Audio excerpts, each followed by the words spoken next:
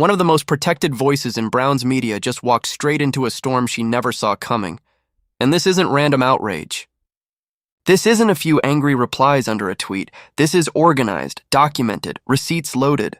And somehow it all circles back to Shedeur Sanders. Because the moment he stepped into Cleveland, something shifted. And fans started noticing that what they were watching on Sundays didn't match what they were reading on Monday mornings. That's where everything began to unravel. For years, Mary Kay Cabot has been the voice tied closest to the Cleveland Browns. Decades on the beat, locker room access, front office relationships. In most cities, that kind of longevity builds credibility. It builds trust. But in the NFL, it also builds something else, proximity. And proximity is power. Beat reporters operate in a delicate ecosystem. They need access. Teams need framing that doesn't burn bridges. Nobody says it out loud, but everyone understands the balance. You report carefully. You phrase things strategically.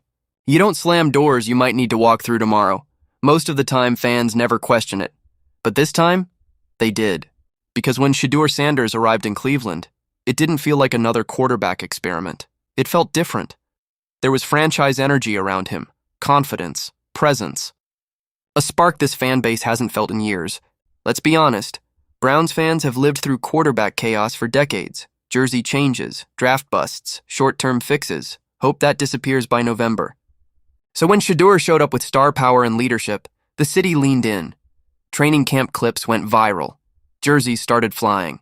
Social media was buzzing like it hadn't in years. And then the coverage started drifting. Not aggressively, not obviously. Subtly. Headlines questioning readiness, anonymous concerns about adjustment, strong performances described as developmental progress, praise wrapped in hesitation, doubt planted between the lines. Fans started asking a simple question. Are we watching the same games? Because on Sundays, Shedeur looked poised, in control, delivering tight window throws that don't exactly scream, he's not ready, commanding huddles, managing 2-minute drives, showing the kind of calm you can't fake. Yet somehow the tone never fully matched the production. And that's when Browns fans did something most markets don't.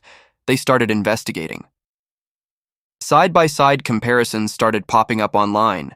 Headlines versus actual stats, quotes clipped next to full press conference transcripts, game film time-stamped and broken down, spreadsheets tracking coverage patterns. This wasn't emotional ranting anymore.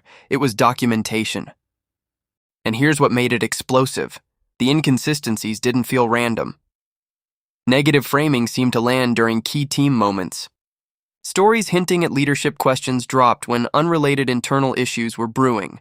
Claims about locker room tension surfaced without clear evidence. Fans weren't just arguing, they were building cases. Hashtags started trending locally, then nationally. Former players quietly liked posts defending Shedeur. A few insiders who couldn't speak openly began signaling support in subtle ways. This stopped looking like outrage. It started looking like accountability. And then Jimmy Haslam's name entered the conversation. When an NFL owner gets indirectly pulled into a media controversy surrounding his franchise quarterback, that's not noise. That's business. Because Shedeur Sanders isn't just a player. He's an investment, a brand decision, a face of the franchise move. If the public narrative starts undercutting that investment, it affects ticket sales, fan morale, national perception, sponsorship conversations, everything. What made it even more complicated? Reports from inside the building painted a completely different picture. Coaches praising his preparation, teammates backing his leadership, internal excitement about his development. That didn't align with the cautious, skeptical tone floating publicly, and tension like that doesn't stay quiet forever.